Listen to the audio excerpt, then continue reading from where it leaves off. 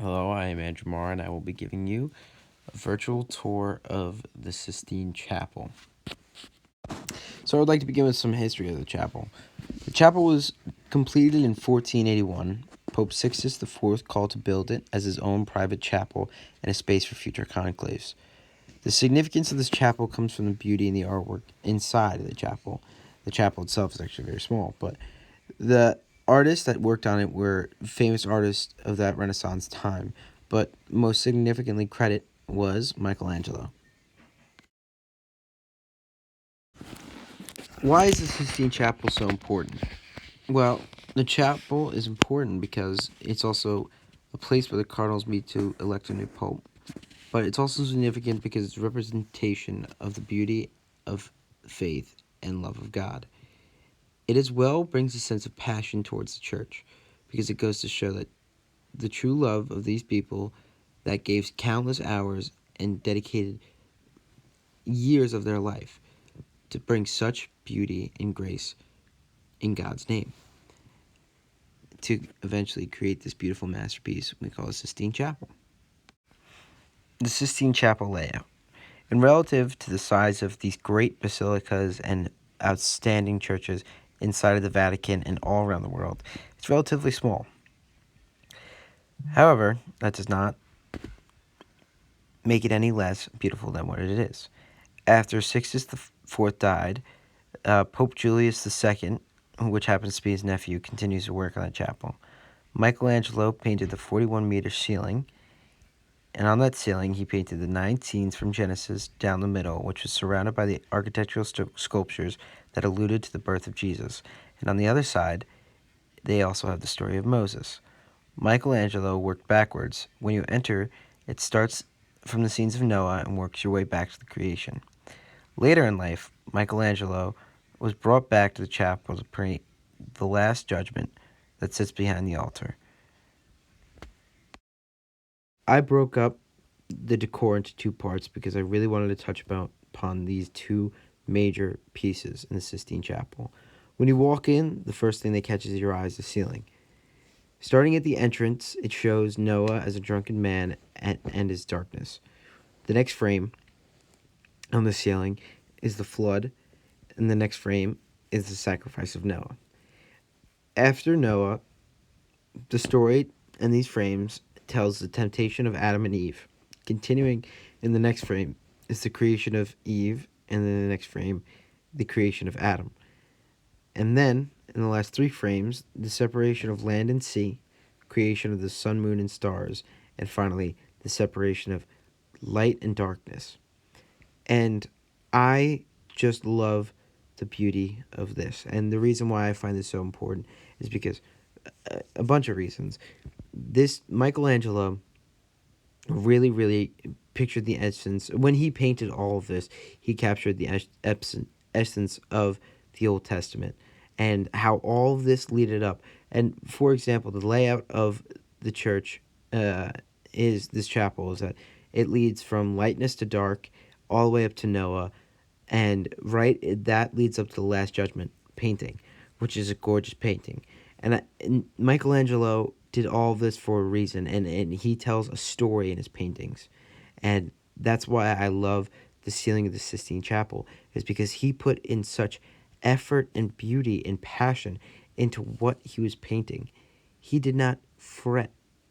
He did not make any mistake. He made the most gorgeous masterpiece on the ceiling of this chapel. I would like to also focus on the Last Judgment. It gets overshadowed because of the beauty of the ceiling, but the Last Judgment is absolutely breathtaking and has a lot of representation and value to it. The Last Judgment was a piece painted by Michelangelo in his later years. This piece represents Jesus coming down to earth and judging the living and the dead. As you can see, people are ascending into heaven in the left corner, and to the right corner, people are descending into hell. This, I think, is gorgeous because, as you can see, all of the angels on the left and right of Jesus in the top or right left corner, they aren't have any wings, but instead they are looked at as superhumans, as I should say. And same thing with Jesus. He looks as if he's the god Apollo instead of Jesus himself, and that's the way it was in the Renaissance paintings.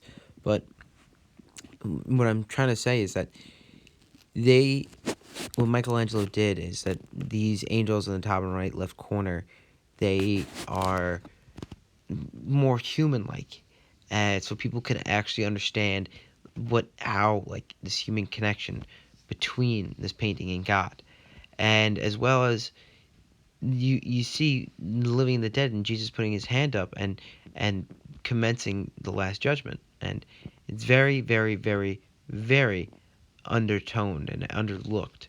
But I think also a fun fact hidden: Michelangelo has a self-portrait in there, right under Saint Bartholomew, holding the skin of his old self. And this is just something extra, but Michelangelo once wrote in a sonnet that he's going to shed, he wants to move on from the greater life and be a better person, shedding his old skin, comparing himself to a snake. But if you look and you see next to St. Bartholomew, there is actually, and I think scholars only found this out maybe 100 years ago, that Michelangelo actually had a self-portrait in the Last Judgment. But I really do think the Last Judgment is such a beautiful, beautiful, beautiful piece. Simply, this connects to humans because it shows the real, true beauty and power of God through art instead of reading. People's ideas of God certainly change just looking at people God brought into building his church: humans, angels, and Jesus himself. And what I think is so remarkable, I'm just going to expand on that, saying that God didn't just build his church out of nowhere with high-ended people. He had these average Joes, these simple mans, these sinners.